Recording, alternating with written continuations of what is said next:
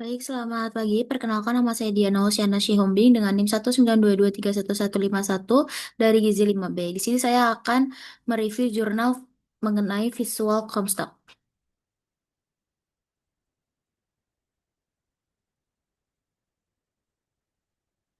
Untuk jurnal utamanya yang berjudul Hubungan Ketetapan Waktu Distribusi dan Mutu Makanan terhadap Sisa Makanan pada Jadwal Makanan Siang Penderita Gratisis Rawat Inap di Rumah Sakit Umum Daerah Inech Abdul Mois.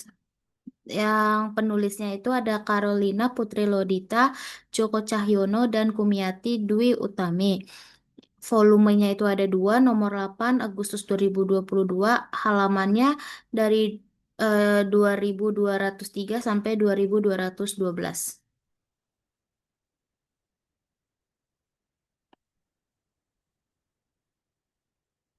Dan berikut adalah pembahasan jurnal utama yang dimana tujuannya mengetahui hubungan antara ketetapan waktu distribusi makanan dan mutu makanan terhadap sisa makanan pada jadwal makan siang penderita gratisis rawat inap di RSUD Inech Abdul Mois Samarinda. Subjeknya itu ada tiga, yaitu populasi, sampel, dan teknik pengambilan sampel.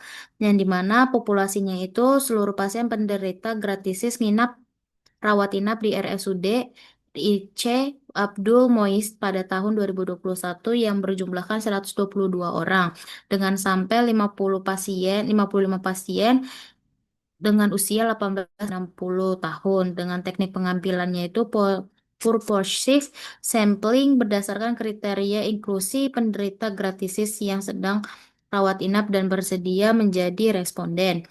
Metodenya itu ada dua jenis penelitian, waktu dan tempat, di mana jenis penelitian ini observasional, analitik, dengan pendekatan cross-seksional. Dengan waktu dan tempatnya di RSUD Ines Abu Muiz Samarinda, Februari sampai Maret 2023. Dan untuk pengumpulan datanya juga ada overvasi, wawancara, dan analisis data. Untuk kelebihan dari jurnal tersebut yaitu menggunakan metode visual sederhana atau Comstock yang efisien dan dapat langsung digunakan di lapangan tanpa alat khusus. Yang kedua, mengkaji dua faktor penting penyebab sisa makanan. Dan untuk kekurangannya sendiri, yang pertama metode visual Comstock bersifat subjektif tergantung pada pengamatan sehingga hasilnya bisa berbeda antara penilai. Yang kedua, tidak menilai jumlah sisa makanan secara berat atau gram sehingga akurasi rendah dibanding metode penimbangan.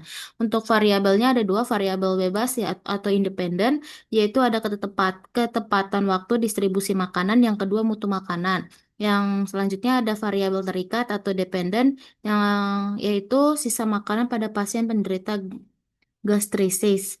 Hasilnya itu untuk ketetapan waktunya distribusi 96,4% ketepatan waktunya. Terus tidak ada hubungan signifikan dengan sisa makanan.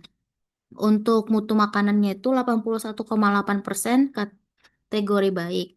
Yang terakhir kedapatan hubungan signifikan dengan sisa makanan.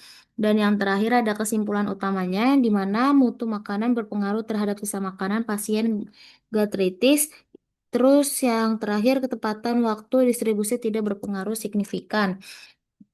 Keterikatannya dengan visual Comstock yaitu metode visual Comstock digunakan untuk menilai jumlah sisa makanan secara visual berdasarkan perkiraan persentase makanan yang tersisa di piring pasien.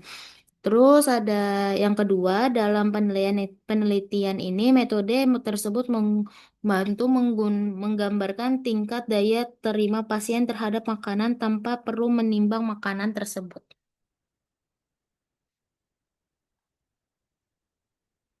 Untuk jurnal pendukungnya itu saya mengambil dari judul studi sisa makanan dan tingkat kepuasan pasien terhadap pelayanan makanan di ruang inap kelas 3 RSUD Gambiran Kota Kediri.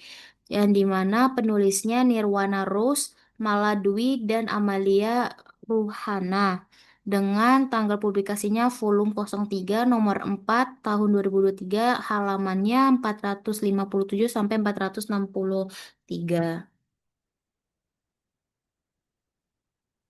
Untuk tujuannya sendiri Yang itu untuk mengetahui jumlah sisa makanan pasien dan tingkat kepuasan pasien terhadap pelayanan makanan di ruang inap kelas 3 RSUD Gambiran, Kota Kediri. Subjeknya itu ada tiga, populasi, sampel, dan kriterianya juga. Terus untuk metodenya ada jenis penelitian, desain, lokasi, dan waktu. Dan ada instrumennya juga, ada sisa makanan, kepuasan pasien, dan analisis data. Untuk kelebihannya sendiri, yaitu menggunakan dua instrumen terstandar, Visual Comstek dan Servacual, sehingga hasilnya mudah dibandingkan dengan penelitian sejenis. Yang kedua, sampel besar 327 responden, sehingga hasilnya cukup representatif untuk satu rumah sakit.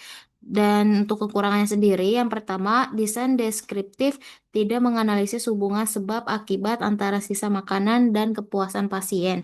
Yang kedua, pengukuran sisa makanan secara visual berpotensi subjektif tergantung penilaian atau tidak seakurat metode penimbangan. Untuk visual variabelnya juga ada kualitas pelayanan makanan yang diukur berdasarkan dimensi Serquaval.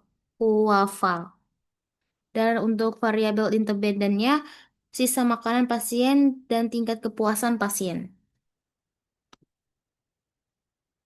Untuk hasilnya sendiri, rata-rata sisa makanan pasien itu sekitar 23% dari total porsi dalam satu siklus atau 10 hari, belum memenuhi standar Kemenkes, kurang dari 20%. Sisa tertinggi ditemukan pada hari ketiga, yaitu 28%, dan terendah pada hari pertama dengan 16%. Untuk tingkat kepuasan pasien sendiri mencapai 79,70%, pasien menyatakan puas terhadap pelayanan makanan.